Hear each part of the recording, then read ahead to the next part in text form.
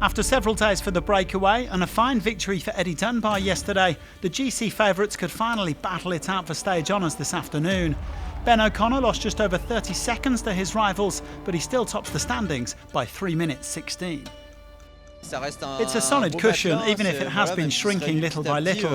I think we can still go very far, and we hope to go all the way. Is today's final climb a bit less stressful? Yeah, I think there'll be smaller gaps than yesterday because the climb isn't very hard, apart from the last bit. We'll see how it goes, but I think it should suit Ben better. Red Bull Bora Hansgrohe lit things up yesterday for Primoz Roglic, and they will no doubt be the ones taking the fight to O'Connor on the final climb. Yeah, we need to make race hard, for Decathlon, for Ben O'Connor. So what we was doing yesterday also, try to gain every day as much as we can. There are still a few very difficult stages, also steep climbs. We will see, but of course we will try to the end. Today's stage isn't really one for the pure climbers like Mikel Landa, and the Spaniard says that O'Connor is unlikely to lose any significant time. Today I think a rider like O'Connor can actually defend very well. He's strong on climbs like this, and I don't think we're going to surprise him. It's a very short stage. The finish isn't very hard, but it's so short that it's bound to be very fast. UAE are a bit further down the standings with Adam Yates and Pavel Sivakov, but the latter says he's in excellent shape and just waiting for his moment, possibly later in the race. Everything depends on how we race today's climb. If it's fairly controlled, it's going to be hard to open up any real gaps. But I hope that the GC leaders will attack each other and we'll have a bit of action. I think it's going to be another day where the battle for the breakaway will be crucial. At just over 137 kilometres, stage 12 is the shortest road stage of this Vuelta, but it still features more than 3,000 metres of climbing. The final height to the Manzaneda mountain resort is 15 kilometres at under 5%, though there are some steep pinches at up to 12%, notably in the last few kilometres. That's where we might see some fireworks between the favourites. Well, fast-paced starts are becoming a habit at this Vuelta, and today was no exception. Plenty of riders trying to go up the road, including several who were part of yesterday's big breakaway. As usual, Decathlon AG2R and the other top GC teams had to green-light the move. It took around 40 kilometres, but 10 riders eventually got away and they didn't pose any major threat to the red jersey. The highest placed overall was Harold Tejada at 17.5 minutes. Marc Soler was also in there along with Max Poole, Jonathan Narvaez and Carlos Verona, who all finished in the top 10 yesterday. Two men attempted to bridge across, Mike Woods and Lauren Huys, but it wasn't easy on this lumpy terrain. The 10 breakaway riders gradually pulling away from the peloton, and with 80k to go, they led by over 6.5 minutes. Well, Woods and Huys eventually gave up the chase and rolled back to the peloton, a peloton which apparently had no interest in the day's stage victory.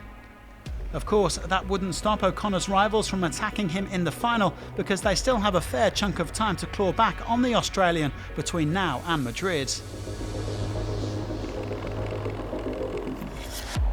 Decathlon AG2R were left to pace the bunch and they quietly let the gap swell out to 10 minutes, meaning Tejada could potentially climb into the top 15 overall, having started the day in 21st. The breakaway still cooperating nicely as they rolled through the intermediate sprint with 36k to go, but they would start attacking each other soon enough. Just before the final climb, there was a change of tempo in the peloton meanwhile, with the GC teams all lining up and the gap dropping to 9 minutes. Red Bull even putting a man on the front, perhaps with the intention of setting something up for Roglic. Onto the base of the climb of the day up to the ski station to Manzaneda, 15.4 kilometres long, an average of 4.7%. It didn't take long for the breakaway to start attacking each other on the climb, with Soler and Verona both trying their luck. But the most impressive move came from Pablo Castrillo of Kern Pharma, who has been lively throughout this race. The Swiss champion Mauro Schmidt trying to chase down the Spaniard, trailing by around 10 seconds with the rest of the breakaway at half a minute. Heading into the final 5k, Castrillo was resisting superbly. Schmidt was unable to make the catch and he was soon joined by Narvaez, Poole and Soler, but they weren't bringing the gap down. Castrillo closing on the most unexpected and the most emotional victory of this Vuelta so far. He's about to delight a nation here in the Vuelta a España. He's only got 50 metres to go. And on one of the saddest days for this team, the wildcard team is going to have their victory. This is one for Manolo Azcona. Pablo Castrillo, the 23-year-old on Grand Tour debut, is a Grand Tour stage winner. What a remarkable day for Kern Pharma. Not only is this a first ever Grand Tour victory for the team, it happened to come on the day that they announced the passing of their former president, Manolo Azcona. He founded the team as the Galibier Cycling Association, which later became Lizarte and Kern Pharma, developing top riders like Marc Soler, Richard Carapaz, and of course the day's winner, Castrillo. I can't believe I've won a stage of my first Vuelta. I want to dedicate this victory to the whole team, to my family, and above all to a very special person, Manolo Azcona, who sadly died last night. All day long I was thinking about winning this stage for him. Castrillo announcing himself to the world with a first professional victory and the first Spanish win this year. Poole was on the stage podium for the second day running, with Soler third for the second time in 3 days.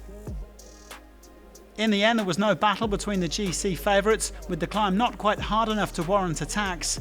O'Connor remains 3 minutes 16 ahead of his nearest challenger Roglic, with Enric Mas third at 3:58. It was a quiet day in the points classification, where Wout van Aert maintains a healthy lead over Caden Groves.